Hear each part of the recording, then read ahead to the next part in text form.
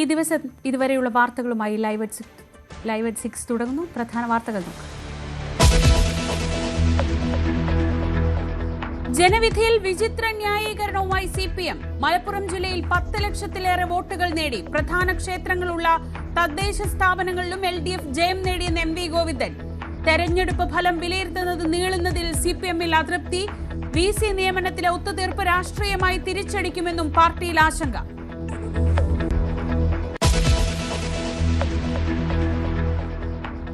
Parody ഗാനത്തിൽ കേസെടുത്തതിനെ ചൊല്ലി രാഷ്ട്രീയ വിവാദം തുടരുന്നു. സർക്കാരിന്റേത് തീവ്ര വലതുപക്ഷ നിലപാടെന്ന VD Satheesan.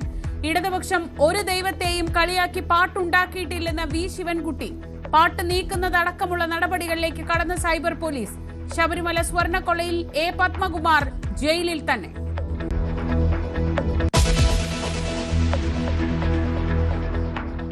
Jail DIG Vinod കുമാറിനെതിരെ ഗുരുതര കണ്ടെത്തലുമായി വിജിലൻസ്. കൊടിസുനി അടക്കം TP കേസ് പ്രതികളിൽ നിന്ന് പണം കൈപ്പറ്റി. പരോളിന് കൈക്കൂലിയായി വാങ്ങിയത് 1,80,000 രൂപ. വിരമിക്കാൻ 4 മാസം ബാക്കി നിൽക്കെ കുരുക്കിലായത് സർക്കാരിന്റെ വിശ്വസ്തൻ.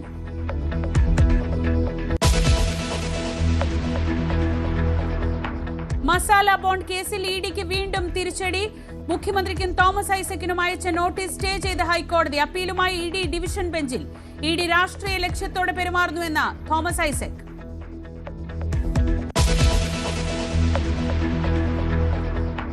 നടിയെ ആക്രമിച്ച കേസിൽ അതിജീവിതയുടെ പേര് വെളിപ്പെടുത്തിയ 2ാം പ്രതി മാർട്ടിനെതിരെ കേസ്. വീഡിയോ ഷെയർ ചെയ്തവർക്കെതിരെയും കേസ് വരും. ബലാത്സംഗ കേസിൽ രാഹുൽ മാങ്കൂട്ടത്തിന്റെ അറസ്റ്റ് തടഞ്ഞ ഹൈക്കോടതി. കേസ് ഇനി പരിഗണിക്കുക ജനുവരി 7-ന്.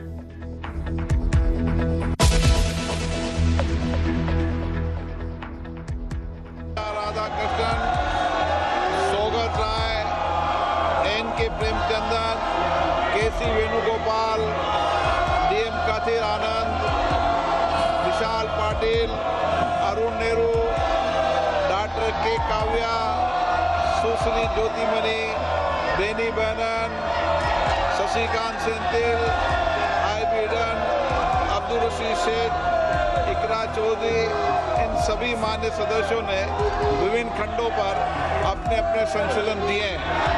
अगर वे प्रस्तुत करना चाहते हैं तो अपनी सीट पर चला जाए. പ്രതിപക്ഷ ബഹളത്തിനിടെ തൊഴിലുറപ്പ് ഭേദഗതി ബിൽ ലോക്സഭ പാസാക്കി. ബിൽ കീറിയെറിഞ്ഞ് പ്രതിപക്ഷ പ്രതിഷേധം. നാളെ രാജ്യവ്യാപക പ്രതിഷേധത്തിന് കർഷക തൊഴിലാളി യൂണിയൻ സംയുക്ത വേദി.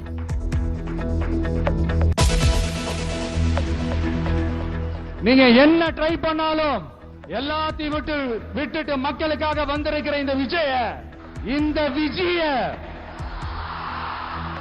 மக்கள் ஒரு நாளும் கைவிட மாட்டாங்க. மக்கள் கூடவே நிக்கிறாங்க, கூடவே நிப்பாங்கன்னு அவங்களுக்கு தெரியாம போச்சு. തമിഴ്നാട് സർക്കാരിനെ കടന്നാക്രമിച്ച് വിജയമംഗലത്തെ റാലിയിൽ DMK-യുടെ ഭരണ പരാജയങ്ങൾ അക്കമിട്ട് നിരത്തി TVK സ്ഥാപകൻ. കരൂർ ദുരന്തത്തിന് ശേഷം നടന്ന ആദ്യ റാലിയിൽ കർശന സുരക്ഷ.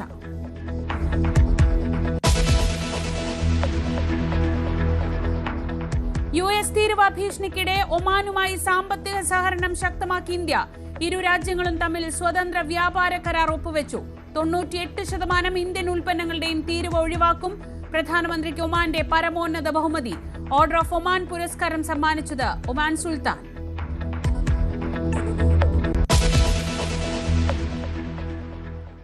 ന്യൂനപക്ഷങ്ങളും വിശ്വാസികളും സർക്കാരിനെ കൈവിട്ടെന്ന വാദം തള്ളി CPM നേതൃത്വം. പ്രതികൂല സാഹചര്യങ്ങൾക്കിടയിലും മലപ്പുറം ജില്ലയിൽ മാത്രം 10 ലക്ഷത്തിലേറെ വോട്ടുകൾ പാർട്ടി സമാഹരിച്ചു എന്നാണ് സംസ്ഥാന സെക്രട്ടറി MV ഗോവിന്ദന്റെ അവകാശവാദം. ശബരിമല അടക്കമുള്ള പ്രധാന ക്ഷേത്രങ്ങൾ സ്ഥിതി ചെയ്യുന്ന തദ്ദേശ സ്ഥാപനങ്ങളിൽ നേടിയ വിജയം വിശ്വാസികൾ എതിരായിട്ടില്ല എന്ന വാദത്തിനായും CPM ഉപയോഗിക്കുന്നു.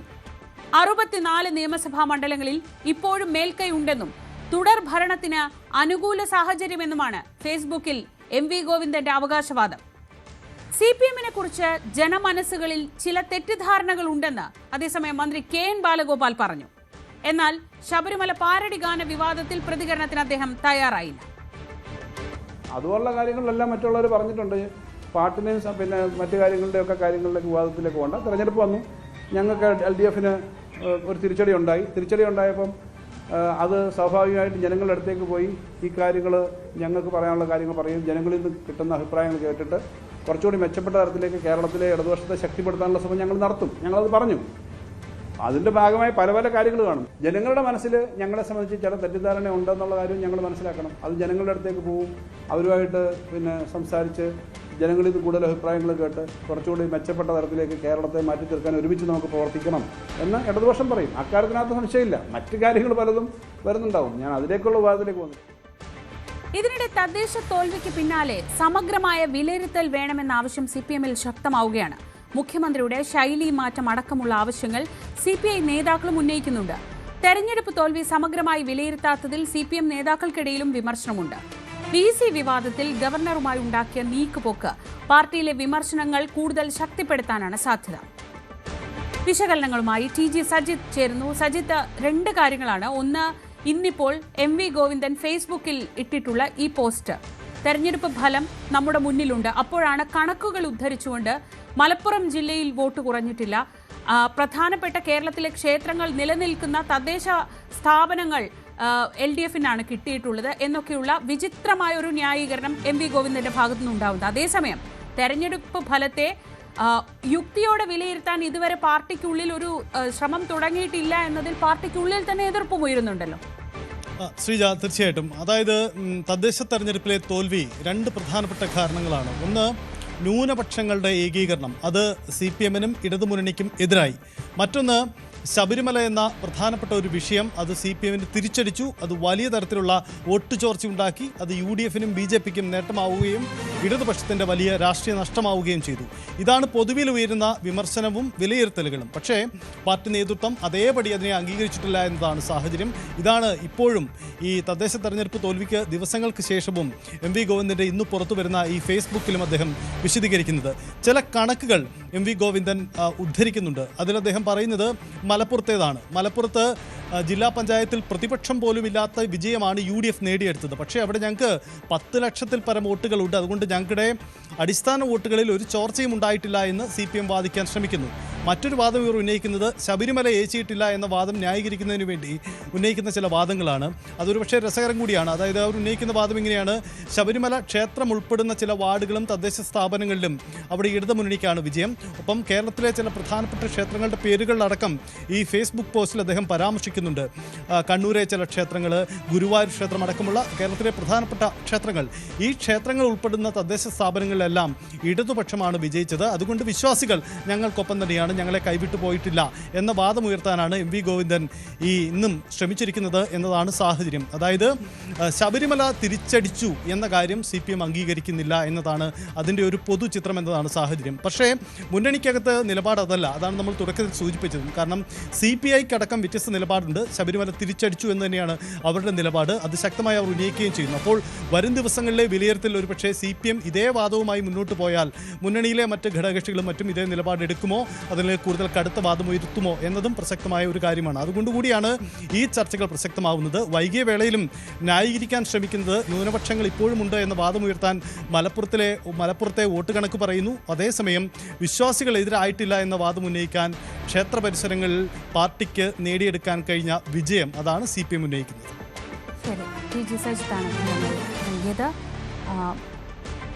അതേസമയം വിവാദമായ പോറ്റിയെ കേറ്റി എന്ന പാട്ടിൽ കേസെടുത്തതിനെ തുടർന്ന് തുടർ നീക്കങ്ങളിലേക്ക് ഇപ്പോൾ സൈബർ ക്രൈം പോലീസ് കടന്നിരിക്കുകയാണ്. പ്രതി ചേർത്തവർക്ക് നോട്ടീസ് നൽകി വിളിച്ചു വരുത്താനാണ് നീക്കം. വിവിധ സൈറ്റുകളിൽ നിന്ന് പാട്ട് നീക്കം ചെയ്യുന്നതിനുണ്ട് ഉള്ള സാധ്യതകളും സൈബർ ക്രൈം പോലീസ് പരിഗണിക്കുന്നുണ്ട്.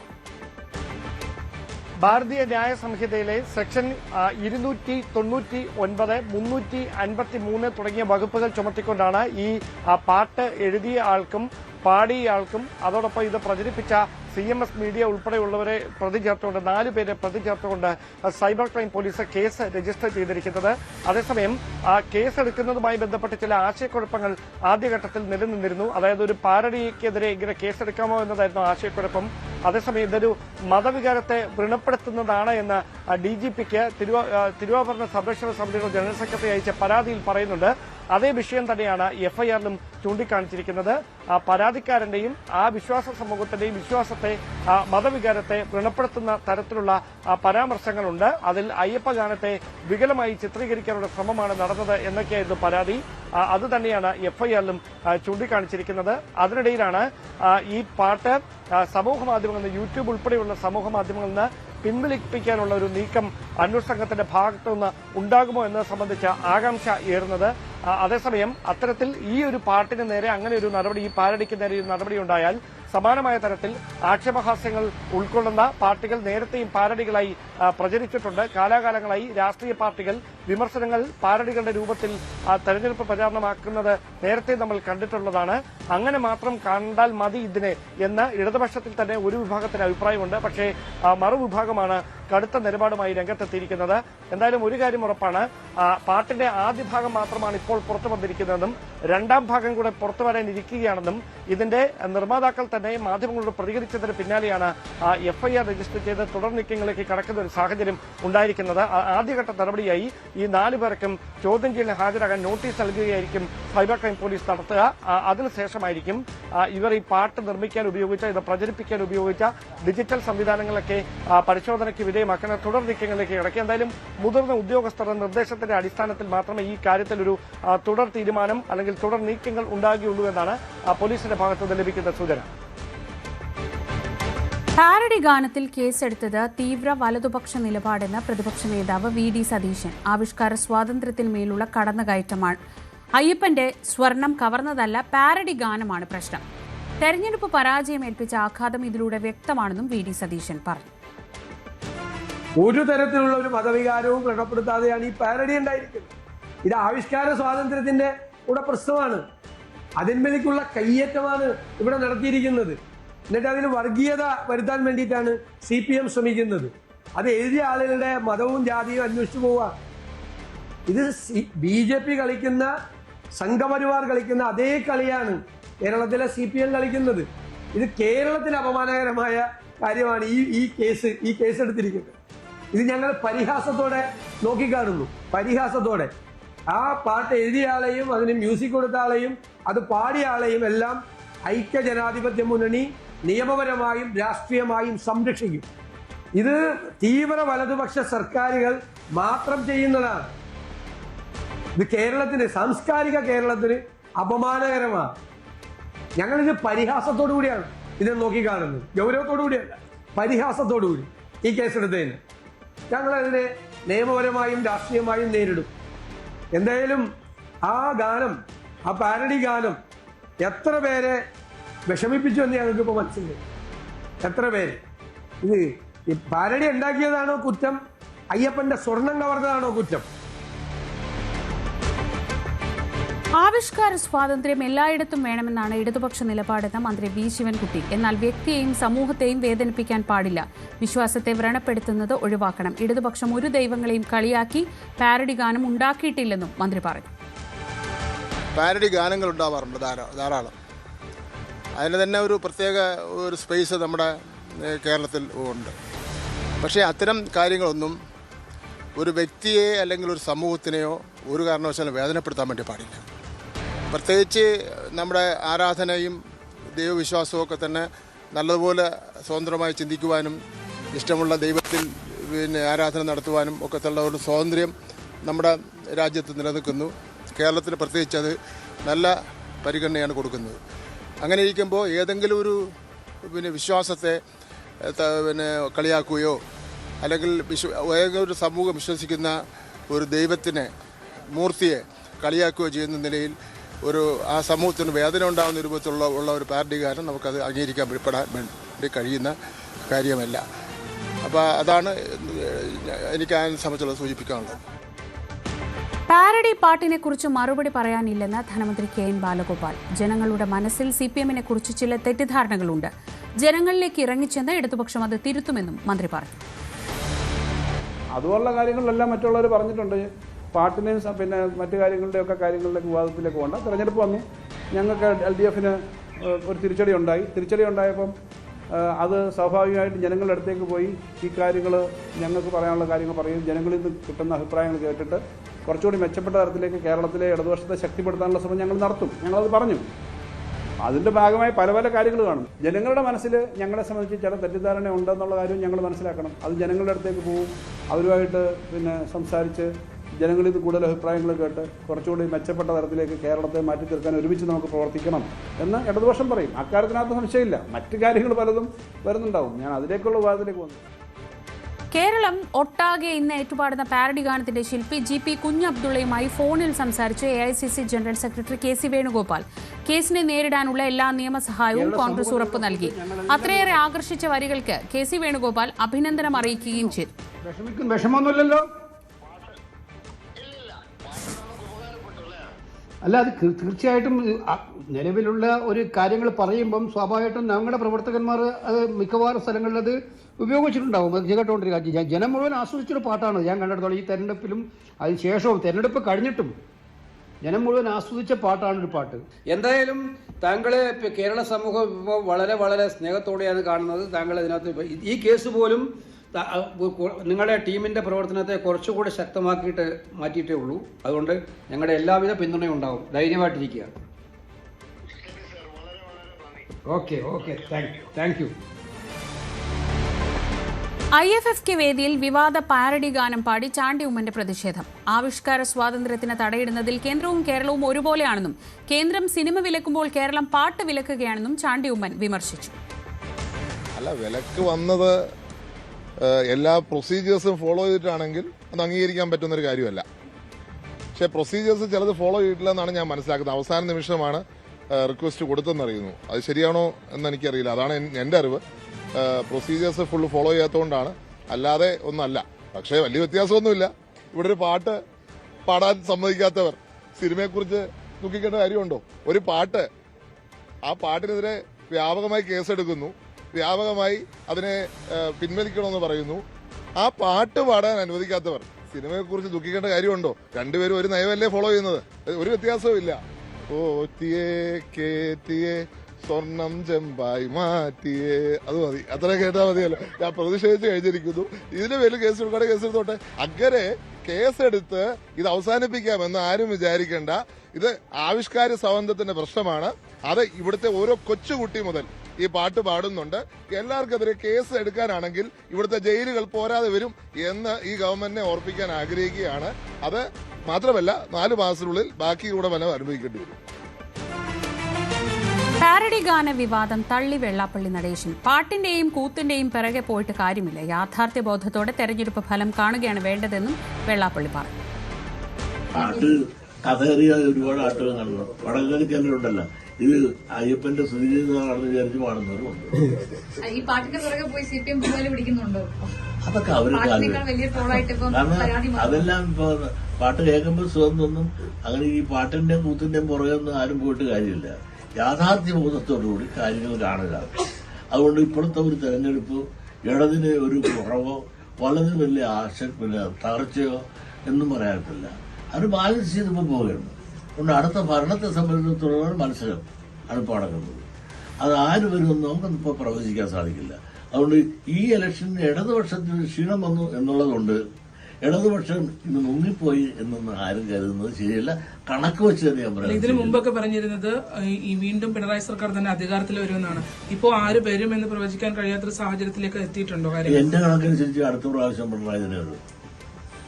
കണക്കനുസരിച്ച്. കാരണം ഇത്രയും മോശം പരിസ്ഥിതി വന്നിട്ട് ഇങ്ങനെയല്ല കിടക്കുന്നത്.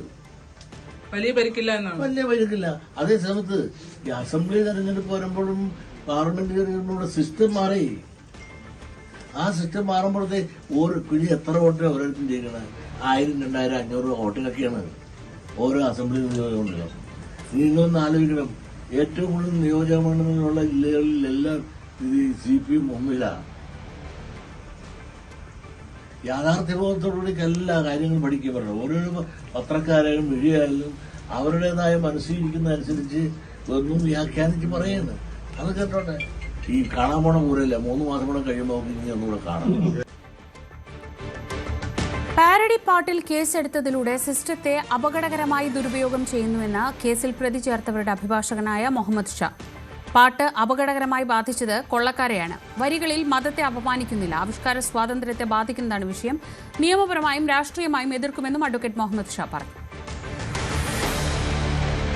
ശബരിമല സ്വർണ്ണക്കൊള്ളയിൽ ദേവസ്വം ബോർഡ് മുൻ പ്രസിഡന്റ് എ പത്മകുമാറിന്റെ റിമാൻഡ് കാലാവധി നീട്ടി. ഈ മാസം 30 വരെയാണ് റിമാൻഡ് നീട്ടിയത്. എ പത്മകുമാറിന്റെയും ഉണ്ണികൃഷ്ണൻ പോറ്റിയുടെയും ജാമ്യാപേക്ഷ 30-ന് വീണ്ടും പരിഗണിക്കും. പത്മകുമാറിനെ കൊല്ലം വിജിലൻസ് കോടതിയിൽ ഹാജരാക്കി. ശബരിമല സ്വർണ്ണ കവർച്ചാ കേസിൽ മുൻ ദേവസ്വം സെക്രട്ടറി എസ് ജയശ്രീയുടെ അറസ്റ്റ് സുപ്രീംകോടതി തടഞ്ഞു. ആരോഗ്യ പ്രശ്നങ്ങൾ കണക്കിലെടുത്താണ് നടപടി. കൊച്ചി മേയർ സ്ഥാനത്തേക്ക് അവകാശവാദവുമായി ലത്തീൻ സഭ.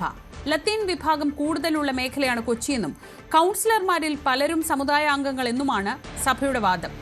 ദീപ്തി മേരി വർഗീസ്, VK മിനിമോൾ എന്നീ പേരുകളിൽ കോൺഗ്രസിൽ രണ്ടഭിപ്രായം നിലനിൽക്കെയാണ് പരസ്യമായ അവകാശവാദം ഉന്നയിച്ച് സഭയും രംഗത്തെത്തുന്നത്. മേയറെ സംബന്ധിച്ച് നമുക്കറിയാം, ഇപ്പോൾ മാധ്യമങ്ങളിൽ ധാരാളം വാർത്തകൾ വരുന്നുണ്ട്. കേരളത്തിലെ കൊച്ചി കോർപ്പറേഷൻ എന്ന് പറയുന്നത് ലത്തീൻ സമുദായത്തിന് വളരെ നിർണായകമായ സ്വാധീനമുള്ള, അല്ലെങ്കിൽ കേന്ദ്രീകരിച്ച് ലത്തീൻ കത്തോലിക്കർ കേന്ദ്രീകരിച്ചിട്ടുള്ള ഒരു പ്രധാനപ്പെട്ട പ്രദേശമാണ്. വരാപ്പുഴ, കൊച്ചി, ആലപ്പുഴ എന്നീ രൂപതകളുടെ, പ്രബലമായ ലത്തീൻ രൂപതകളുടെ സ്വാധീനം വളരെ അധികമുള്ള ഒരു കോർപ്പറേഷനാണ് കൊച്ചി കോർപ്പറേഷൻ. ഈ പ്രദേശത്ത് ലത്തീൻ കത്തോലിക്കർ കൂടുതൽ താമസിക്കുന്നു. അതുകൊണ്ട് തന്നെ ജനാധിപത്യ പ്രക്രിയയിൽ അർഹമായ പങ്കാളിത്തവും നേതൃത്വവും പ്രാതിനിധ്യവും വേണമെന്നൊരാഗ്രഹം സ്വാഭാവികമായും സമുദായങ്ങൾക്കുണ്ടാവാം. ആ രീതിയിലുള്ളൊരു ആഗ്രഹവും ആവശ്യവും മുന്നണി UDFിൻ്റെ മുൻപിൽ ഞങ്ങൾ വച്ചിട്ടുണ്ട്. കൊച്ചി മേയർ തെരഞ്ഞെടുപ്പുമായി ബന്ധപ്പെട്ടുകൊണ്ട് ഇപ്പോൾ കോൺഗ്രസിന് മുന്നിലേക്ക് ലത്തീൻ സഭയുടെ ഒരു നിർദ്ദേശമാണ് വെച്ചിരിക്കുന്നത്. വരാപ്പുഴ അതിരൂപതയുടെ ഭാഗത്തു നിന്നുള്ള ഒരു നിർദ്ദേശം കോൺഗ്രസിന് മുന്നിൽ നൽകിയിട്ടുള്ളതായി സഭയുടെ രാഷ്ട്രീയകാര്യ സമിതിയായ KRLCC, Kerala regional Latin Catholic council തന്നെ വ്യക്തമാക്കിയിരിക്കുന്നു. കൊച്ചിയിൽ നടന്ന വാർത്താ സമ്മേളനത്തിനിടയിൽ വരാപ്പുഴ അതിരൂപത ആർച്ച് ബിഷപ്പ് ഡോക്ടർ ജോസഫ് കളത്തിപ്പറമ്പലിൻ്റെ സാന്നിധ്യത്തിൽ തന്നെയാണ് സംഘടനാ വൈസ് പ്രസിഡന്റ് ജോസഫ് ജൂഡ് ഇക്കാര്യം വ്യക്തമാക്കിയത്. ഇതിൽ സഭയുടെ ഒരു പ്രതിനിധി ആകുന്നതിനെക്കുറിച്ച് ചർച്ച ചെയ്യണമെന്നൊരു നിർദ്ദേശമാണ് വെച്ചിരിക്കുന്നത്. ഇതിൽ കാരണമായി ചൂണ്ടിക്കാണിക്കുന്നത്, അല്ലെങ്കിൽ അതിൻ്റെ ഒരു സാഹചര്യമായി പറയുന്നത്, കൊച്ചി എന്ന് പറയുന്നത് എറണാകുളം കൂടുതൽ പ്രതിനിധാനം ചെയ്യുന്നത് ലത്തീൻ സഭ, ലത്തീൻ സമുദായ അംഗങ്ങളെയാണ്.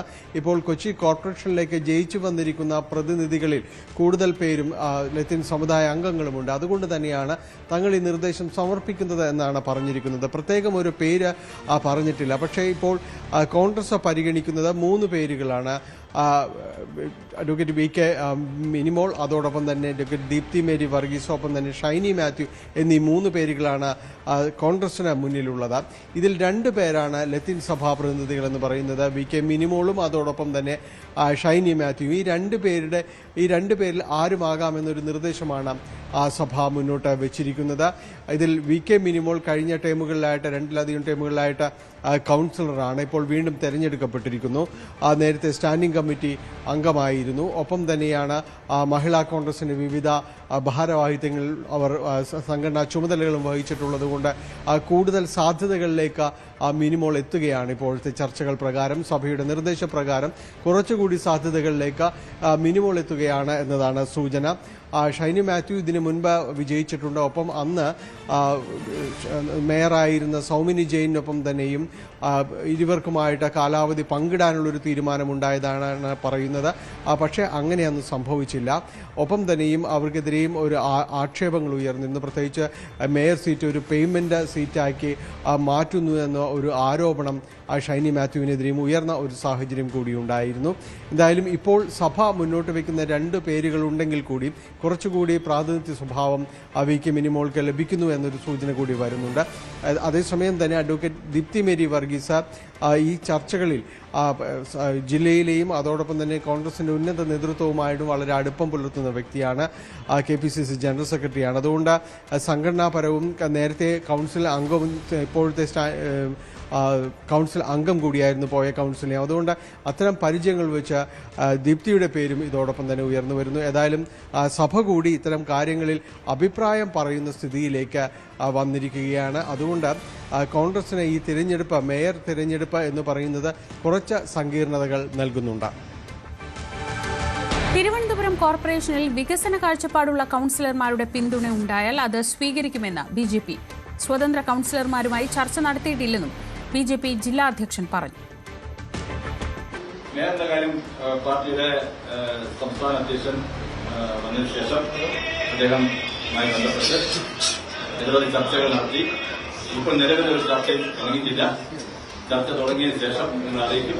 വികസന കാഴ്ചപ്പാടുള്ള കൌൺസിലർമാരുടെ പിന്തുണ ഇന്ത്യയുടെ ഭരണസമിതിക്ക് കിട്ടുക. തിരുവനന്തപുരം നഗരസഭയുടെ തനത് ഫണ്ടിൽ നിന്ന് 200 കോടി രൂപ അടിയന്തരമായി പിൻവലിച്ച് സംസ്ഥാന ട്രഷറിയിലേക്ക് അടയ്ക്കണമെന്ന സംസ്ഥാന സർക്കാരിന്റെ ഉത്തരവിനെതിരെ ബിജെപി. നഗരസഭയുടെ പ്രവർത്തനം അട്ടിമറിക്കാനുള്ള ശ്രമമാണിതെന്ന് ബിജെപി ആരോപിച്ചു. പുതിയ ഭരണസമിതിയെ പ്രതിസന്ധിയിലാക്കാൻ ഇതെന്നും ബിജെപി തിരുവനന്തപുരം ജില്ലാ അധ്യക്ഷൻ കരമന ജയൻ ആരോപിച്ചു. 200 കോടി രൂപ സർക്കാരിലേക്ക് എത്തിക്കണം എന്നുള്ളതാണ് ആ കത്തിൽ പറഞ്ഞിട്ടുള്ളത്. ഇത് വളരെ രഹസ്യമായിട്ടുള്ള ആസൂത്രിതമായിട്ടുള്ള ഒരു നീക്കമാണ്. ശ്രീ ജ്യോതിലാൽ ഒപ്പിട്ട കത്തിനെ കൂടെ നമുക്ക് വെളിവാക്കുന്നു. പുതിയ ഭരണസമിതി അധികാരമേൽക്കുന്ന സമയത്ത് സാമ്പത്തിക പ്രതിസന്ധി രൂക്ഷമാകുക, സാമ്പത്തിക പ്രതിസന്ധി രൂപപ്പെട്ടുകൊണ്ട് വരുന്ന ഭരണസമിതിക്ക് മുന്നോട്ട് പോകാനുള്ള തടസ്സങ്ങൾ ഉണ്ടാക്കുക, നഗരത്തിലെ ജനങ്ങളെ ബുദ്ധിമുട്ടിക്കുക എന്നുള്ള ലക്ഷ്യത്തോടു കൂടിയാണ് സംസ്ഥാന സർക്കാർ ഇത്തരത്തിലുള്ള നീക്കങ്ങൾ നടത്തുന്നത്. ഇത് നമ്മുടെ തിരുവനന്തപുരം കോർപ്പറേഷന് വരാൻ പോകുന്ന ഭാരതീയ ജനതാ പാർട്ടി നയിക്കുന്ന ഭരണസമിതിയെ എല്ലാം കൊണ്ടും തകർക്കുക എന്ന ലക്ഷ്യത്തോടു കൂടി ഉള്ള ശ്രമത്തിന്റെ ആദ്യ ഭാഗമായിട്ടാണ് ഇതിനെ കാണാൻ ഭാരതീയ ജനതാ പാർട്ടി ആഗ്രഹിക്കുന്നത്, ഭാരതീയ ജനതാ പാർട്ടി ആരോപിക്കുന്നത്. ഇതിനെ ശക്തമായി തന്നെ ബിജെപി നേരിടും. പുതിയ ഭരണസമിതിക്ക് പ്രതിസന്ധി ഉണ്ടാകുന്ന ഇത്തരം നീക്കങ്ങൾ ഒരു കാരണവശാലും ജനങ്ങളെ ഉൾപ്പെടുത്തിക്കൊണ്ട്, ബഹുജനങ്ങളെ ഉൾപ്പെടുത്തിക്കൊണ്ട് ശക്തമായിട്ടുള്ള സമര പരിപാടിയിലേക്ക് ഭാരതീയ ജനതാ പാർട്ടി മുന്നോട്ട് പോകുമെന്ന് നിങ്ങൾ അറിയിക്കുകയാണ്.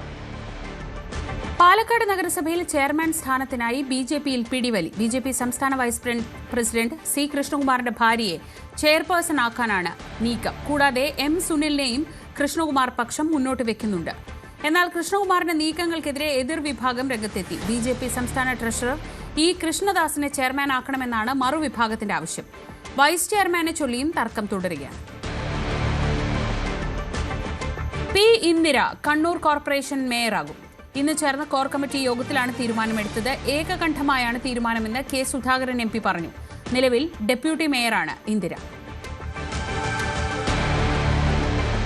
ഒ സദാശിവൻ കോഴിക്കോട്ട് LDFന്റെ മേയർ സ്ഥാനാർത്ഥി. CPM വേങ്ങേരി ഏരിയ കമ്മിറ്റി അംഗമാണ്. 3ാം തവണയാണ് കൌൺസിലിലേക്ക് തെരഞ്ഞെടുക്കപ്പെടുന്നത്. എല്ലാവരുടെയും സഹകരണം പ്രതീക്ഷിക്കുന്നുവെന്നും വികസന പ്രവർത്തനങ്ങളിൽ സമവായത്തിന്റെ വഴി സ്വീകരിക്കുമെന്നും സദാശിവൻ പറഞ്ഞു. നിലവിലെ ഭരണസമിതിയിലെ ആരോഗ്യ സ്റ്റാൻഡിംഗ് കമ്മിറ്റി ചെയർപേഴ്സണായ ഡോക്ടർ ജയശ്രീ ഡെപ്യൂട്ടി മേയറാവും. വളരെ അപ്രതീക്ഷിതമാണ് എന്നെ മേയർ സ്ഥാനത്തേക്ക് മത്സരിപ്പിക്കാനുള്ള പാർട്ടി തീരുമാനം ഞാൻ കേട്ടത്. അപ്പം എൻ്റെ പാർട്ടിയും അതുപോലെ തന്നെ ഇടതുപക്ഷ ജനാധിപത്യ മുന്നണിയും എന്നിൽ അർപ്പിച്ചിട്ടുള്ള വിശ്വാസം, എൻ്റെ ഉത്തരവാദിത്വം വളരെ ഭംഗിയായി നിർവഹിക്കുന്നതിന് വേണ്ടി ശ്രമിക്കും എന്നുള്ളതാണ് ആദ്യമായിട്ട് എനിക്ക് സൂചിപ്പിക്കാനുള്ളത്. എനിക്ക് തോന്നുന്നു കോഴിക്കോട് നഗരത്തിൻ്റെ വികസനത്തിൻ്റെ കാര്യത്തിൽ മറ്റാർക്കും ഏക അഭിപ്രായം ഉണ്ടാവാൻ സാധ്യതയുള്ളൂ. അപ്പോൾ അത്തരം അഭിപ്രായങ്ങൾ, നഗരസഭയുടെ കാര്യങ്ങൾ, ജനങ്ങളുടെ താല്പര്യങ്ങൾ മുൻനിർത്തി എല്ലാവരുടെയും സഹകരണം ഉണ്ടാക്കിയെടുക്കാനുള്ളൊരു വലിയ പരിശ്രമം എൻ്റെ ഭാഗത്തുനിന്നുണ്ടാവും. തീർച്ചയായും അവരെ കൂട്ടിയോജിപ്പിക്കാനും ആ നിലയിൽ മുന്നോട്ട് കൊണ്ടുപോകാൻ കഴിയും എന്ന് തന്നെയാണ് ഞാൻ വിശ്വസിക്കുന്നത്.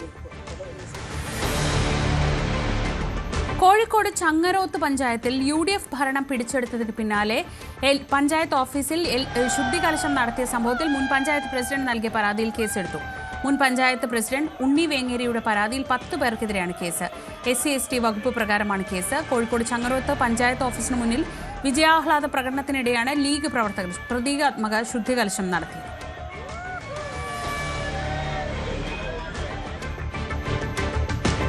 ഇടവേള.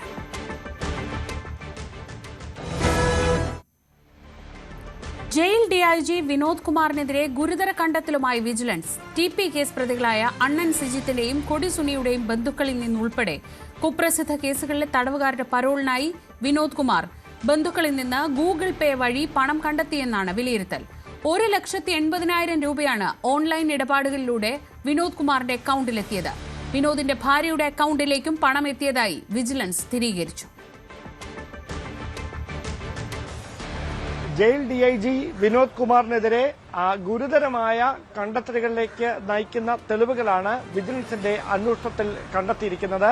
വിജിലൻസിന്റെ പൂജപ്പുരയിലെ SIU-1 സ്പെഷ്യൽ ഇൻവെസ്റ്റിഗേഷൻ യൂണിറ്റ് 1 നടത്തിയ പരിശോധനയിലാണ് ഇത്രയും ഗുരുതരമായ ആരോപണങ്ങൾ ശരിവെക്കുന്ന തെളിവുകൾ ലഭിച്ചിരിക്കുന്നത്. അതായത് ഗൂഗിൾ പേയിലൂടെ വിനോദ് കുമാറിന്റെ അക്കൗണ്ടിലേക്കും വിനോദ് കുമാറിന്റെ ഭാര്യയുടെ അക്കൗണ്ടിലേക്കും കുപ്രസിദ്ധ തടവുകാർക്ക് പരോൾ ലഭിക്കുന്നതിനായി പണം കൈപ്പറ്റിയിട്ടുണ്ട് എന്നാണ് ഇതിലെ പ്രധാനപ്പെട്ട കണ്ടെത്തൽ. അത്തരത്തിലുള്ള പട്ടികയിൽ TP കേസിലെ പ്രതികളായ കൊടിസുനിയും TP കേസിലെ 6ാം പ്രതിയായ അണ്ണൻ സിജിത്തും ഉൾപ്പെട്ടിട്ടുണ്ട് എന്നതാണ് എടുത്തു പറയേണ്ട കാര്യം. അതായത് ഒന്നുകിൽ ഇവർക്ക് പരോൾ ലഭിക്കുന്നതിന് തൊട്ടു മുമ്പോ അതല്ല എങ്കിൽ പരോൾ ലഭിച്ചതിന് ശേഷമോ ഇവരുടെ ബന്ധുക്കൾ മുഖേനയോ സുഹൃത്തുക്കൾ മുഖേനയോ ആണ് ഈ അക്കൗണ്ടുകളിലേക്ക് ഇവരുടെ അക്കൗണ്ടുകളിൽ നിന്ന് DIG വിനോദ് കുമാറിന്റെ ഗൂഗിൾ പേ അക്കൗണ്ടിലേക്ക് പണം എത്തിയിരിക്കുന്നത് എന്നാണ് കണ്ടെത്തൽ. അതോടൊപ്പം 2 ജയിൽ ഡെപ്യൂട്ടി സൂപ്രണ്ടുമാരുടെ കയ്യിൽ നിന്നും ഒരു റിട്ടയർഡ് ജയിൽ ഡെപ്യൂട്ടി സൂപ്രണ്ടിന്റെ കയ്യിൽ നിന്നും സമാനമായ തരത്തിൽ പണം വാങ്ങിയിട്ടുണ്ട് വിനോദ് കുമാർ എന്നുള്ള ഗുരുതരമായ ഒരു കണ്ടെത്തൽ കൂടി വിജിലൻസിന്റെ ഭാഗത്തുനിന്ന് ഉണ്ടായിട്ടുണ്ട്. അങ്ങനെ ഏതാണ്ട് 1,80,000 രൂപ ഗൂഗിൾ പേയിലൂടെ വിനോദ് കുമാറിന്റെ മാത്രം അക്കൗണ്ടിലേക്ക് എത്തിയതിന്റെ വിവരങ്ങളാണ് വിജിലൻസ് ശേഖരിച്ചിരിക്കുന്നത്. സമാനമായ തരത്തിൽ വിനോദ് കുമാറിന്റെ ഭാര്യയുടെ അക്കൗണ്ടിലേക്കും പണം എത്തിയിട്ടുണ്ട് ഇതേ രീതിയിൽ തന്നെയെന്ന് വിജിലൻസ് സ്ഥിരീകരിക്കുന്നുണ്ട്. അങ്ങനെയാണെങ്കിൽ നിലവിൽ FIR രജിസ്റ്റർ ചെയ്തുകൊണ്ടാണ് കേസെടുത്ത് അന്വേഷണം ആരംഭിച്ചിരിക്കുന്നത്. അതിന്റെ ഭാഗമായി വിനോദ് കുമാറിന്റെ ബാങ്ക് അക്കൗണ്ട് വിശദാംശങ്ങൾ വിശദമായി ശേഖരിച്ചുകൊണ്ട് എത്ര കാലമായി ഇത്തരത്തിൽ പണം സ്വീകരിക്കുന്നുണ്ടായിരുന്നു തടവുകാർക്ക് പരോൾ അനുവദിക്കുന്നതിന് വേണ്ടി എന്ന് കണ്ടെത്തുന്നതിനുള്ള വ്യാപകമായ പരിശോധനയാണ് വിജിലൻസ് ആരംഭിച്ചിരിക്കുന്നത്. വിനോദ് കുമാറിനെതിരെ കടുത്ത നിയമ നടപടികളിലേക്കും വകുപ്പ് തല നടപടികളിലേക്കും വഴിവെക്കാവുന്ന ഗുരുതരമായ കണ്ടെത്തലുകളാണ് ഇപ്പോൾ വിജിലൻസിന്റെ ഭാഗത്തുനിന്നുണ്ടായിരിക്കുന്നത്. കൃത്യമായ തെളിവുകളോടെയാണ് FIR രജിസ്റ്റർ ചെയ്ത് കേസെടുത്ത് അന്വേഷണം ആരംഭിച്ചിരിക്കുന്നതെന്നാണ് വിജിലൻസ് ആസ്ഥാനത്ത് നിന്നടക്കം ലഭിക്കുന്ന വിവരങ്ങൾ. അതായത് ചില സൂചനകളുടെ അടിസ്ഥാനത്തിലാണ് ഈ വിനോദ് കുമാറുമായി ബന്ധപ്പെട്ട ഉയർന്ന ആരോപണങ്ങളുടെ നിജസ്ഥിതി തേടി വിജിലൻസ് പരിശോധന തുടങ്ങിയത്. ആ പരിശോധനയിൽ വിനോദ് കുമാറിന്റെ ബാങ്ക് അക്കൌണ്ട് വിശദാംശങ്ങളടക്കം വിശദമായി പരിശോധിച്ചതിൽ നിന്നാണ് ഈ ഗുരുതരമായ കണ്ടെത്തലുകളിലേക്ക് വിജിലൻസ് എത്തിയിരിക്കുന്നത്. അതായത് പ്രധാനപ്പെട്ട കേസുകളിലെ പ്രതികൾക്ക് ജയിലിനുള്ളിൽ സുഖസൗകര്യങ്ങൾ ലഭിക്കുന്നതിനും അതോടൊപ്പം കൃത്യമായ ഇടവേളകളിൽ പരോൾ അനുവദിച്ച് പുറത്തിറങ്ങുന്നതിനും കൈക്കൂലി വാങ്ങിയിരുന്നു. വിനോദ് കുമാർ ഓൺലൈൻ ഇടപാടുകളിലൂടെ പണം കൈപ്പറ്റിയിരുന്നുവെന്നാണ് കണ്ടെത്തൽ. അതിന്റെ ഭാഗമായി നടത്തിയ പരിശോധനയിലാണ് 1,80,000 രൂപയുടെ വിശദാംശങ്ങൾ ഈ ബാങ്ക് അക്കൌണ്ട് വിശദാംശങ്ങൾ പരിശോധിക്കുന്നതിനിടയിൽ വിജിലൻസിന് ലഭിച്ചിരിക്കുന്നത്. അങ്ങനെയെങ്കിൽ എത്ര നാളായി ഇങ്ങനെ പണം കൈപ്പറ്റിയിരുന്നു എന്നതാണ് ഏറ്റവും പ്രധാനപ്പെട്ട ചോദ്യം. ഈ പട്ടികയിലെ ഏറ്റവും കുപ്രസിദ്ധരായ 2 പേരാണ് TP കേസ് പ്രതികളായ അണ്ണൻ സിജിത്തും അതോടൊപ്പം കൊടിശനിയും. സമാനമായ തരത്തിൽ മറ്റ് വലിയ കുറ്റകൃത്യങ്ങളിൽ ഉൾപ്പെട്ട് തടവ് ശിക്ഷ അനുഭവിക്കുന്നവർക്കും സമാനമായ തരത്തിലുള്ള സഹായം വിനോദ് കുമാറിന്റെ ഭാഗത്തുനിന്ന് ലഭിച്ചിട്ടുണ്ട് എന്നാണ് വിജിലൻസിന്റെ വിലയിരുത്തൽ. അതോടൊപ്പമാണ് 2 ജയിൽ ഡെപ്യൂട്ടി സൂപ്രണ്ടുമാരുടെ കയ്യിൽ നിന്നുകൂടി പണം കൈപ്പറ്റിയിട്ടുണ്ട്. നിലവിൽ അവർ ഡെപ്യൂട്ടി സൂപ്രണ്ടുമാരാണ്.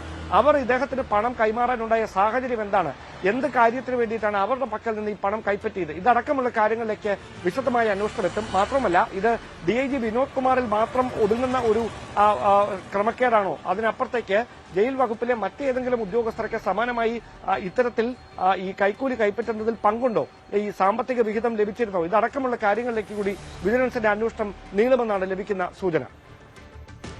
കിഫ്ബി മസാല ബോണ്ടിൽ ഇഡിക്ക് തിരിച്ചടി. വിദേശ നാണയ വിനിമയ ചട്ടലംഘനം ആരോപിച്ച് മുഖ്യമന്ത്രി പിണറായി വിജയൻ, മുൻ ധനമന്ത്രി TM തോമസ് ഐസക് എന്നിവർക്ക് ഇഡി നൽകിയ നോട്ടീസ് ഹൈക്കോടതി സ്റ്റേ ചെയ്തു.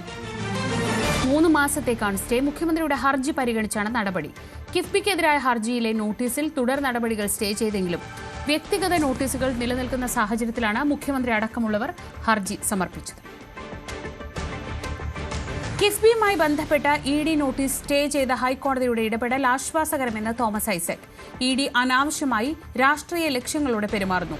അടുത്ത തെരഞ്ഞെടുപ്പ് വരെ വിഷയം സജീവമാക്കി നിലനിർത്തുകയാണ് ലക്ഷ്യമെന്നും ഐസക് ആരോപിച്ചു. ഏതാണ്ട് 5 വർഷമായിട്ട് നടന്നു വരുന്ന EDയുടെ ഇൻവെസ്റ്റിഗേഷൻ ഇപ്പോൾ ഔപചാരികമായി അവസാനിപ്പിച്ച് അവർ നമുക്ക് വിശദീകരണത്തിന് നോട്ടീസ് അയച്ചു. അപ്പോൾ ഡൽഹിയിലെ അഡ്ജുഡിക്കേറ്റർ മുൻപാകെ വിശദീകരണം നൽകണമെന്നുള്ളതാണ്. പക്ഷെ അതിൽ പറയുന്ന കുറ്റങ്ങളല്ല, അനുവദനീയമായിട്ടുള്ള കാര്യമാണ്. ഇൻഫ്രാസ്ട്രക്ചർ നിർമ്മാണത്തിന് വേണ്ടി ഭൂമി ഏറ്റെടുക്കാം എന്ന് റിസർവ് ബാങ്ക് അംഗീകരിച്ചിട്ടുള്ള കാര്യമാണ്. അവരുടെ അംഗീകാരത്തോടെ ചെയ്യുന്നത്. അപ്പോൾ പ്രഥമ ദൃഷ്ട്യാ നിലനിൽക്കാത്ത ഒരാക്ഷേപമാണ് ഞങ്ങൾക്കെതിരെ ഉന്നയിച്ചിട്ടുള്ളത്. അപ്പോൾ 3 പേർക്കെതിരായിട്ടാണ് സമൻസ് ഷോക്കോസ് നോട്ടീസ് തന്നത്. കോടതിയെ സംബന്ധിച്ചിടത്തോളം ഒരു ഡിസിഷൻ എടുത്തു കഴിഞ്ഞാണ്. ആ കാര്യങ്ങളൊക്കെ ഇവിടെയും ബാധകമാണ്. അതുകൊണ്ട് ഓട്ടോമാറ്റിക്കായിട്ട് കിട്ടി. ഇനി ഡിവിഷൻ ബെഞ്ച് ചെല്ലട്ടെ, ബെഞ്ച് അതിൻ്റെ മെറിറ്റ് പരിശോധിക്കട്ടെ. എന്തിനാ ഇങ്ങനെ ഇല്ലാത്ത കേസുകൾ ഉണ്ടാക്കിക്കൊണ്ടിരിക്കുന്നത്? ലക്ഷ്യം ഞാനൊന്നുമല്ല, എങ്ങനെയെങ്കിലും മുഖ്യമന്ത്രി ഇതിൽ വലിച്ചിറക്കാൻ പറ്റുമെന്നാണ് നോക്കണേ. സാങ്കേതിക ഡിജിറ്റൽ സർവകലാശാല VC നിയമനത്തിലെ സമവായം അംഗീകരിച്ച് സുപ്രീം കോടതി. യോഗ്യരായവരെ അല്ലേ വൈസ് ചാൻസലറായി നിയമിച്ചതെന്ന് കോടതി ആരാഞ്ഞപ്പോൾ യോഗ്യതയിൽ ഒരു സംശയവുമില്ലെന്ന് ഗവർണറും സർക്കാരും കോടതിയെ അറിയിച്ചു. വിദ്യാർത്ഥികളുടെ ഭാവി മുന്നിൽ കണ്ടാണ് ഇടപെട്ടതെന്നും വരുംകാലങ്ങളിൽ സർക്കാരും ഗവർണറും തമ്മിൽ ചർച്ച നടക്കട്ടെ എന്നും കോടതി പറഞ്ഞു. ഇതോടെ 2 സർവകലാശാലയിലെയും തർക്കങ്ങൾക്ക് പരിഹാരമായതായും കോടതി പ്രഖ്യാപിച്ചു. VC-മാരുടെ കാര്യത്തിൽ ഗവർണർ സർക്കാർ ഒത്തുതീർപ്പ് ജനങ്ങളെ പരിഹസിക്കുന്നതെന്ന പ്രതിപക്ഷ നേതാവ് VD സതീശൻ. ഗവർണറുമായി സർക്കാർ തീരുമാനത്തിന് വിരുദ്ധമായാണ് ഒത്തുതീർപ്പ്. ഏത് സംഘപരിവാർ നേതാവിന്റെ സമ്മർദ്ദത്തിലാണ് മുഖ്യമന്ത്രി വഴങ്ങിയതെന്ന് വ്യക്തമാക്കണം. സർക്കാർ അനുകൂല വിധി സുപ്രീം കോടതിയിൽ നിന്ന് ലഭിക്കുമെന്ന ഘട്ടത്തിൽ മുഖ്യമന്ത്രി ചുവട് മാറിയെന്നും VD സതീശൻ. കേരളത്തിലെ ജനങ്ങളെ പരിഹസിക്കുന്നതിന് തുല്യമാണ്. കഴിഞ്ഞ എത്രയോ മാസങ്ങളായി ഈ വൈസ് ചാൻസലർ നിയമനത്തിൻ്റെ പേരിൽ ഗവർണർക്കെതിരായി സമരവും യൂണിവേഴ്സിറ്റിയിൽ കലാപവുമാണ് CPM ഉണ്ടാക്കിയത്. സുപ്രീം കോടതിയിൽ പോയപ്പോൾ സുപ്രീം കോടതി സംസ്ഥാന സർക്കാരിന് അനുകൂലമായ ഒരു നിലപാട് സ്വീകരിക്കുമെന്നുള്ള ഘട്ടത്തിലാണ് ഗവർണറുമായി ഇപ്പോൾ ഒരു കോംപ്രമൈസ് ഉണ്ടാക്കിയിരിക്കുന്നത് മുഖ്യമന്ത്രി. യഥാർത്ഥത്തിൽ സംസ്ഥാനത്തിൻ്റെ താല്പര്യങ്ങൾക്ക് വിരുദ്ധമായിട്ടുള്ള ഒരു കോംപ്രമൈസാണ്. ഡൽഹിയിൽ നിന്ന് ഏത് സംഘപരിവാർ നേതാവാണ് ഈ ഒത്തുതീർപ്പിന് വേണ്ടി മുഖ്യമന്ത്രിയെ നിർബന്ധിച്ചത് എന്നാണ് അദ്ദേഹം വ്യക്തമാക്കേണ്ടത്. കാരണം ഡൽഹിയിൽ സംഘപരിവാർ നേതാക്കൾ, പ്രധാനമന്ത്രിയും ആഭ്യന്തരമന്ത്രിയും ഉൾപ്പെടെയുള്ള നേതാക്കൾ പറഞ്ഞാൽ എവിടെയും ഒപ്പിട്ട് കൊടുക്കുന്ന ഒരാളാണ് കേരളത്തിലെ മുഖ്യമന്ത്രി എന്നുള്ള ആരോപണം ഞങ്ങൾ ഉന്നയിച്ചു. അങ്ങനെയാണ് PM ശ്രീയിൽ ഒപ്പിട്ടത്. പ്രധാനമന്ത്രിയെയും ആഭ്യന്തരമന്ത്രിയെയും നേരിൽ കണ്ടതിന് ശേഷമാണ് പാർട്ടിയിൽ പോലും മന്ത്രിസഭയിൽ പോലും മുന്നണിയിൽ പോലും കൂടിയാലോചിക്കാതെ PM ശ്രീയിൽ ഒപ്പുവെച്ചത്.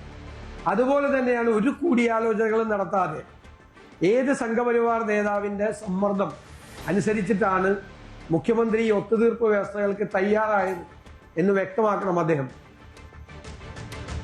വൈസ് ചാൻസലർ നിയമനങ്ങളുടെ പേരിൽ SFIയോട് പ്രതിഷേധങ്ങൾക്ക് നിർദ്ദേശിച്ച CPM സംസ്ഥാന സെക്രട്ടറി MV ഗോവിന്ദൻ പൊതുസമൂഹത്തോട് പരസ്യമായി മാപ്പ് പറയണമെന്ന് രമേശ് ചെന്നിത്തല. ഗവർണറും മുഖ്യമന്ത്രിയും സമവായത്തിലെത്തിയതോടെ CPM-ഉം അവരുടെ യുവജന സംഘടനകളും അപഹാസ്യരായി മാറിയെന്ന് രമേശ് ചെന്നിത്തല പറഞ്ഞു. ദിലീപിനെതിരായ ഗൂഢാലോചന ആരോപണങ്ങളിൽ പ്രധാനപ്പെട്ടതായിരുന്നു സൗണ്ട് തോമ ലൊക്കേഷനിൽ പൾസർ സുനിയുമായി നടത്തിയ കൂടിക്കാഴ്ച. ലൊക്കേഷനിലെ പ്രാദേശിക വിഷയം പരിഹരിച്ചത് സുനിയാണെന്നായിരുന്നു പ്രോസിക്യൂഷന്റെ വാദം. എന്നാൽ ഈ പ്രശ്നം പരിഹരിച്ചത് പോലീസാണെന്ന് ഉത്തരവിൽ പറയുന്നു. നിർണായക സാക്ഷിയായ പുരുഷോത്തമന്റെ മൊഴിയിലെ വൈരുദ്ധ്യവും പ്രതിഭാഗത്തിന് പിടിവള്ളിയായി. നടിയെ ആക്രമിച്ച കേസിൽ പ്രധാന ഗൂഢാലോചനാവാദം സൗണ്ട് തോമസ് സിനിമയുടെ സെറ്റിൽ വെച്ച് ആണ് പൾസ് സുനിയെ 8-ാം പ്രതി ദിലീപ് കാണുന്നത് എന്നാണ്. ആ സൗണ്ട് തോമയുടെ സെറ്റിൽ വെച്ച് ആലപ്പുഴയിൽ നടന്ന ഷൂട്ടിങ്ങിനിടെ അവിടെ പ്രാദേശികമായ ചില പ്രശ്നങ്ങളുണ്ടാകുന്നു, ചില ഗുണ്ടകളുമായി പ്രശ്നങ്ങളുണ്ടാകുന്നു. ആ പ്രശ്നങ്ങൾ പരിഹരിക്കുന്നത് പൾസ് സുനിയാണ്. അങ്ങനെയാണ് ദിലീപ് പൾസ് സുനി എന്ന് പറയുന്ന ഒരാളെ പരിചയപ്പെടുന്നതും ആളെ കാണുന്നതും ഈ നടിയെ ആക്രമിക്കുന്നതുമായി ബന്ധപ്പെട്ട ഗൂഢാലോചന പിന്നീട് പൾസ് സുനിയുമായി ഷെയർ ചെയ്യുന്നതും ആ ഒരു ഘട്ടത്തിലാണ് എന്നുള്ളതായിരുന്നു പ്രോസിക്യൂഷൻ വാദം. പക്ഷേ പ്രോസിക്യൂഷൻ വാദം കോടതിയിൽ തെളിയിക്കാനായില്ല എന്നാണ് വിധി വിധിന്യായത്തിൽ കോടതി പറയുന്നത്. പ്രത്യേകിച്ചും സൗണ്ട് തോമയുടെ ലൊക്കേഷനിൽ കൃത്യമായി പറഞ്ഞാൽ പുരുഷോത്തമൻ എന്ന് പറയുന്ന PW 48 ഈ സാക്ഷിയെ വിസ്തരിക്കുന്ന സാഹചര്യത്തിൽ പുരുഷോത്തമൻ ആദ്യഘട്ടത്തിൽ മജിസ്ട്രേറ്റ് കോടതിയിൽ പറയുന്നതല്ല പിന്നീട് വിചാരണ കോടതിയിൽ പറയുന്നത്. ആദ്യഘട്ടത്തിൽ പൾസർ സുനിയും താനും ഒരേ റൂമിലായിരുന്നു താമസിച്ചിരുന്നത്, റൂം ഷെയർ ചെയ്തിരുന്നു തുടങ്ങിയ കാര്യങ്ങളായിരുന്നു പറഞ്ഞിരുന്നത്. അതായത് ഹോട്ടൽ ആർക്കേഡിയയിൽ ദിലീപിനൊരു റൂമുണ്ടായിരുന്നുവെന്നും ഇവിടെയായിരുന്നു സൗണ്ട് തോമയുടെ ലൊക്കേഷനിൽ ആളുകളെ താമസിപ്പിച്ചിരുന്നതും നടൻ മുകേഷ് ഉൾപ്പെടെ അവിടെ ഉണ്ടായിരുന്നു. നടൻ മുകേഷ് ഡ്രൈവറായാണ് പൾസർ സുനി ആ സമയത്ത് ജോലി ചെയ്തതെന്നും പൾസർ സുനി അതുകൊണ്ടാണ് ആ സിനിമയുടെ ഷൂട്ടിംഗ് ലൊക്കേഷനിൽ എത്താനുണ്ടായ സാഹചര്യമെന്നുമാണ് പ്രോസിക്യൂഷൻ വാദം. ആ സമയത്ത് പ്രൊഡക്ഷനിലെ വാഹനമായിരുന്നു താൻ ഉപയോഗിച്ചിരുന്നതെന്നാണ് മുകേഷ് പറയുന്നത്. ഈ കാലഘട്ടം തനിക്ക് ഓർമ്മയില്ല, പക്ഷേ പൾസർ സുനി തന്റെ ഡ്രൈവറായി ജോലി ചെയ്തിട്ടുണ്ട്, തന്നോടും കുടുംബാംഗങ്ങളോടും വളരെ മാന്യമായാണ് അദ്ദേഹം പെരുമാറിയതെന്നാണ് മുകേഷ് കോടതിയിൽ ബോധ്യപ്പെടുത്തിയത്. അങ്ങനെയാണ്. എന്നിരുന്നാലും മുകേഷും ഈ സമയത്ത് വ്യക്തമാക്കുന്ന മുകേഷിന്റെ മൊഴിയും അതുപോലെ പൾസർ സുനിയോടൊപ്പം ഉണ്ടായിരുന്ന പുരുഷോത്തമൻ എന്ന ആളിന്റെ മൊഴിയും ചേർത്ത് വായിക്കുമ്പോൾ പ്രോസിക്യൂഷൻ വാദം തെറ്റാണ്, അല്ലെങ്കിൽ പ്രോസിക്യൂഷന് ഈ വാദം തെളിയിക്കാനായിട്ടില്ല എന്നുള്ള കാര്യമാണ് വ്യക്തമാകുന്നത്. മാത്രമല്ല മുകേഷിന്റെ മേക്കപ്പ് ആർട്ടിസ്റ്റാണ് ആദ്യഘട്ടത്തിൽ പുരുഷോത്തമൻ എന്ന് പറയുന്നു, പിന്നീട് അത് ഹെയർ ഡ്രസ്സർ ആണെന്ന് പറയുന്നു, അതിനുശേഷം മേക്കപ്പ് അസിസ്റ്റന്റ് എന്നാണ് പറയുന്നത്. ഇതിൽ തന്നെ അതായത് ഈ പുരുഷോത്തമൻ എന്ന ആളുടെ ജോലിയിൽ തന്നെ വ്യത്യസ്തമായിട്ടുള്ള അഭിപ്രായങ്ങളായിരുന്നു കോടതിയിൽ പല ഘട്ടങ്ങളിലായി രേഖപ്പെടുത്തിയിട്ടുള്ളത്. അതേസമയം സൗണ്ട് തോമയുടെ ക്രെഡിറ്റ് ലൈനിൽ ഒരിടത്തു പോലും ഈ പുരുഷോത്തമന്റെ പേരില്ല എന്നുള്ള കാര്യം വ്യക്തമാണ്.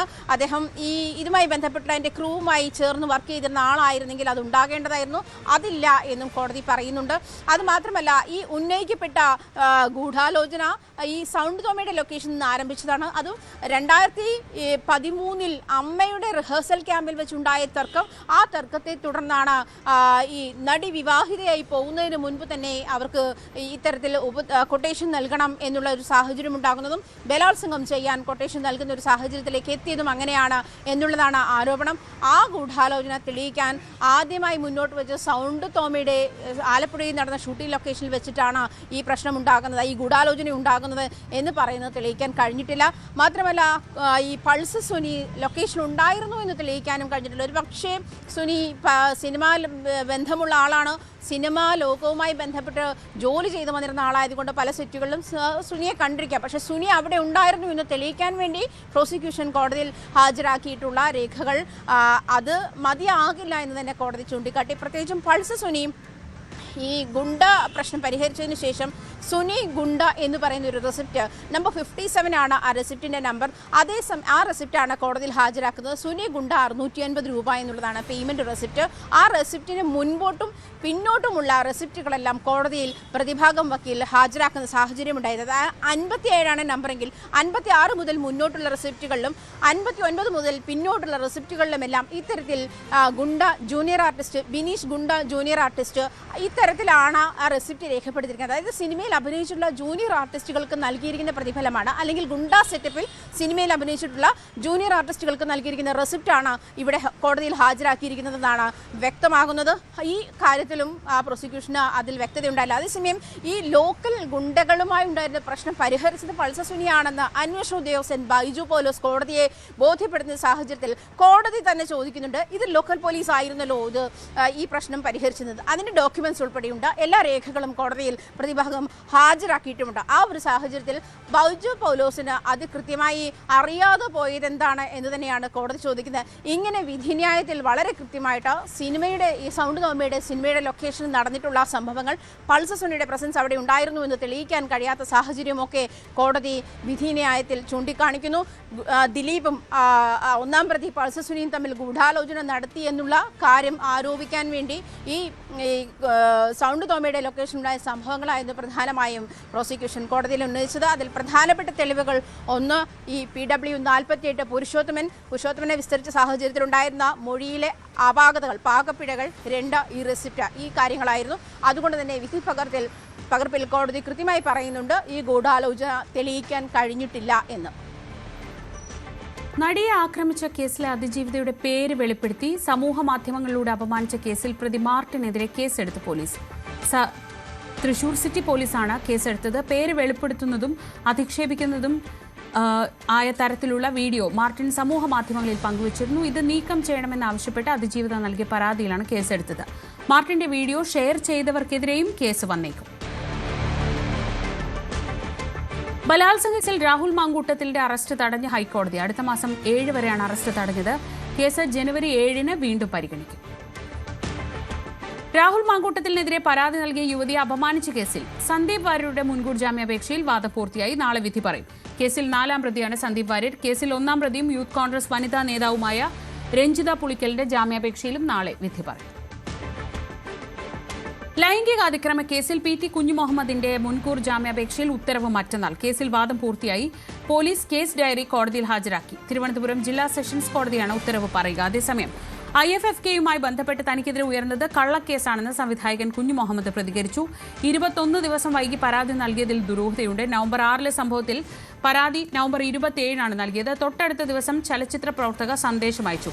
ആ വാട്സ്ആപ്പ് ചാറ്റ് കോടതിക്ക് കൈമാറിയെന്നും കുഞ്ഞുമുഹമ്മദ് പറഞ്ഞു. ലൈംഗിക ആരോപണം നേരിടുന്ന PT കുഞ്ഞുമുഹമ്മദിനെതിരെ അടിയന്തര നടപടിയെടുക്കണമെന്ന് WCC. നടപടിയെടുക്കുന്നതിനുള്ള മെല്ലെപ്പോക്ക് ആശങ്കാജനകവും പ്രതിഷേധകരവുമാണ്. സർക്കാരിന്റെ ഭാഗത്തുനിന്ന് ഇക്കാര്യത്തിൽ നീതിയുക്തമായ അടിയന്തര ഇടപെടൽ ഉണ്ടാകണമെന്നും WCC ആവശ്യപ്പെട്ടു.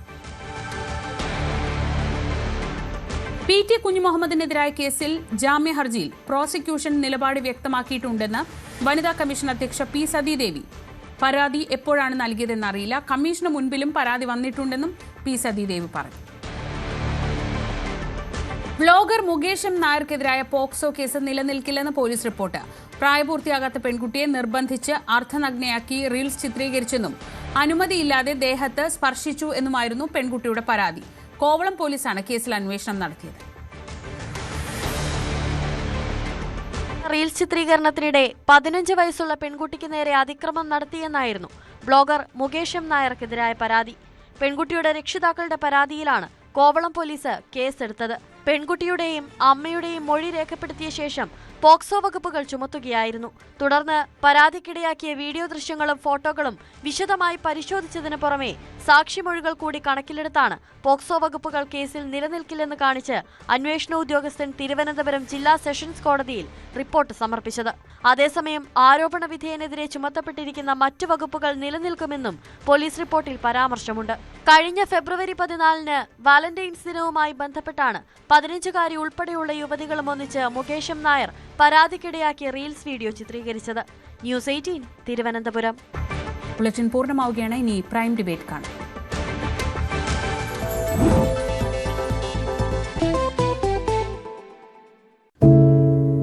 ഒരു മാധ്യമ പ്രവർത്തക എന്ന നിലയ്ക്ക് ഇപ്പോൾ ഏറ്റവും കൂടുതൽ കൈകാര്യം ചെയ്യേണ്ടി വരുന്നത് ലഹരിയുമായി ബന്ധപ്പെട്ട വാർത്തകളാണ്. കൊച്ചുകുട്ടികൾ മുതൽ യുവാക്കൾ